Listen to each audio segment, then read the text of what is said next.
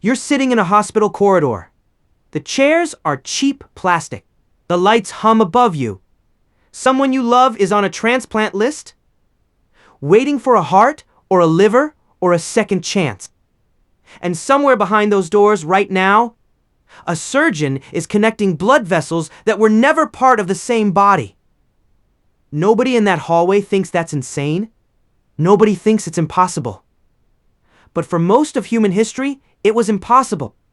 For centuries, surgeons followed one absolute rule: touch the heart and the patient dies. Every textbook said so. Every professor repeated it. And then, in a freezing laboratory in Moscow, one man decided that rule was wrong.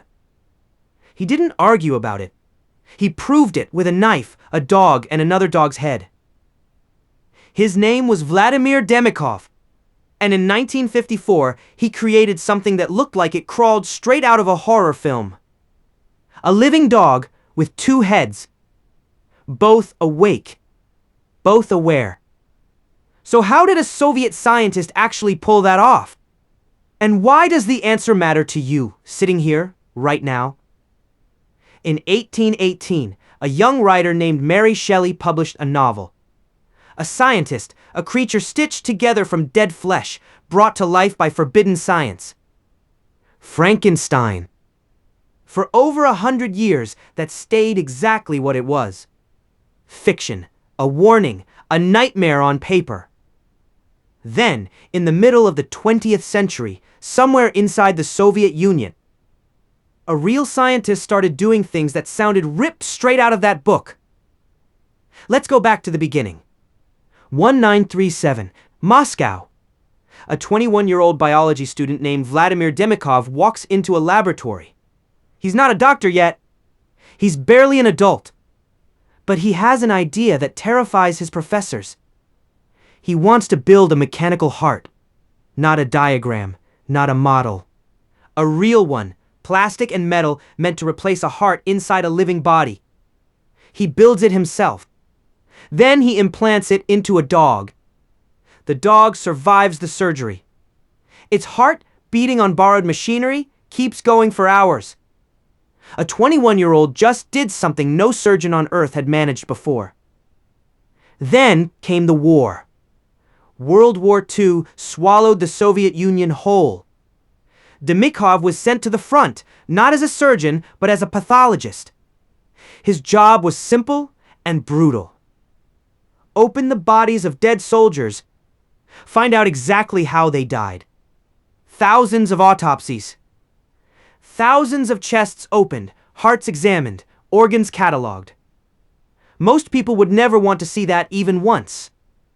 Demikhov saw it every day for years. And somewhere in all that death, an obsession was born.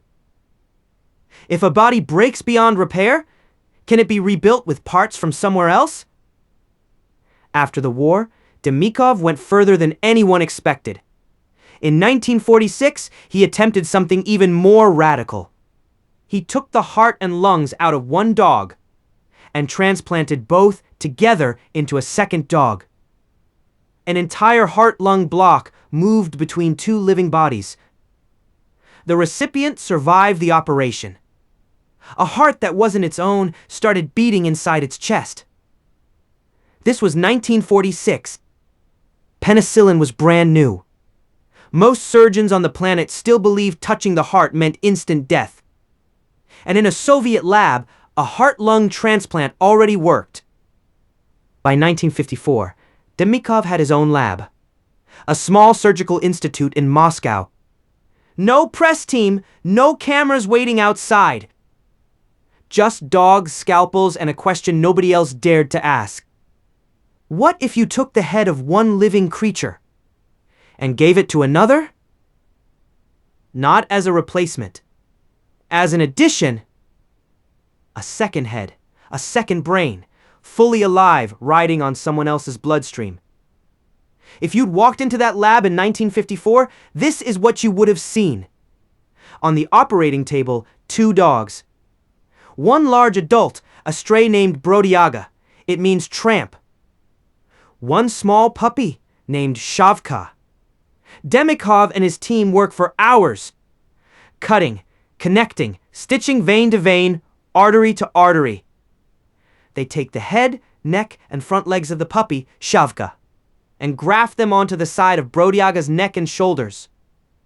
When they finish, Brodiaga wakes up. And so does Shavka's head. 2 heads, 1 body, both alive. Shavka's head can see.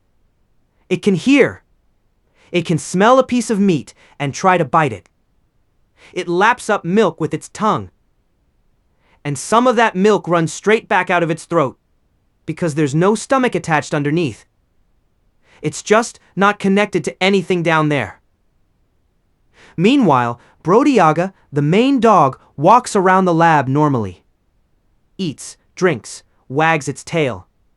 And on its shoulder, a second head looks around the room. Here's something that made even hardened scientists uneasy.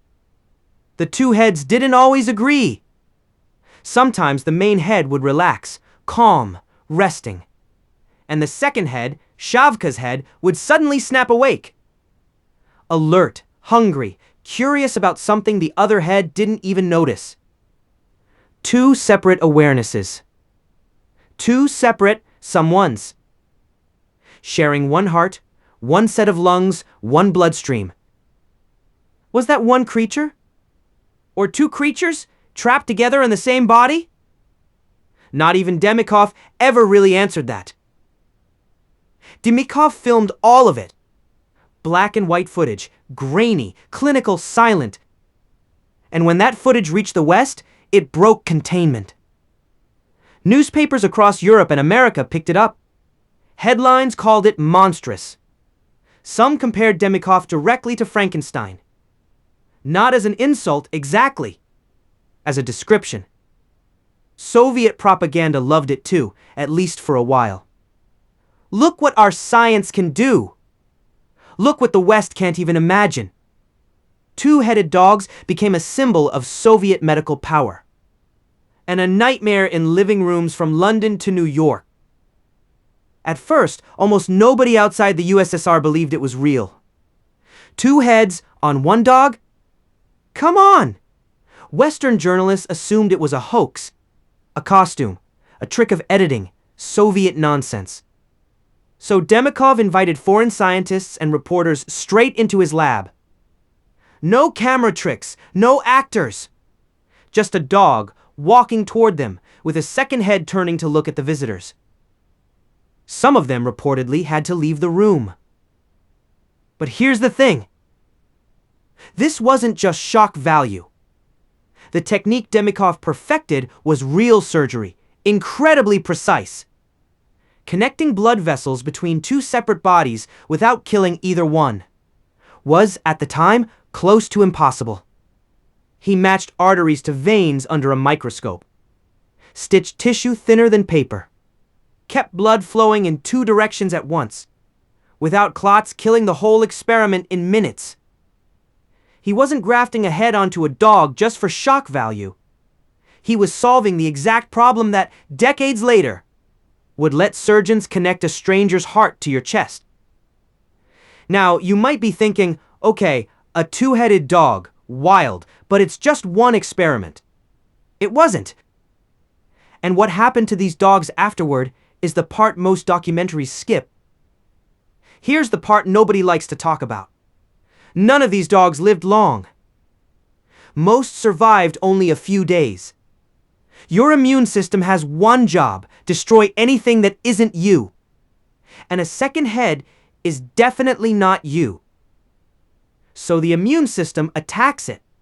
Slowly, relentlessly. The grafted head swells. Tissue dies. And the experiment ends. But 1 dog out of around 20 attempts survived 29 days.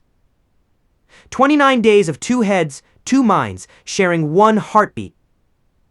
29 days before the body its team had built finally gave out. And Demikhov didn't stop at 1. Between 1954 and 1959, he performed around 20 of these operations. Each one filmed. Each one studied in obsessive detail. Visiting scientists described something deeply unsettling. It wasn't the gore that got to them. It was how normal it all felt to the people working there. White coats, clipboards, coffee breaks. Just another Tuesday with a two-headed dog in the next room? By today's standards, none of this would ever be allowed. Modern ethics boards would shut it down in minutes. And honestly, that's probably a good thing. But back then, there were no rules for this. Demikhov wasn't just breaking the rules of surgery. He was breaking the boundary of what anyone thought a living body even was. Now fast forward, early 1960s. A South African surgeon named Christian Barnard travels to the Soviet Union. He goes straight to Demikhov's lab. He watches the experiments. He studies the vascular grafts, the organ transplants on dogs. Barnard later called Demikhov his teacher. In 1967, Christian Barnard performed the world's first human-to-human heart transplant. The techniques that made it possible were the same ones first proven on a dog with two heads in a Moscow basement. Every heart transplant since then traces back to that lab. To Brodiaga, to Shavka, to a man everyone called a mad scientist. Today, those same vascular techniques go far beyond hearts.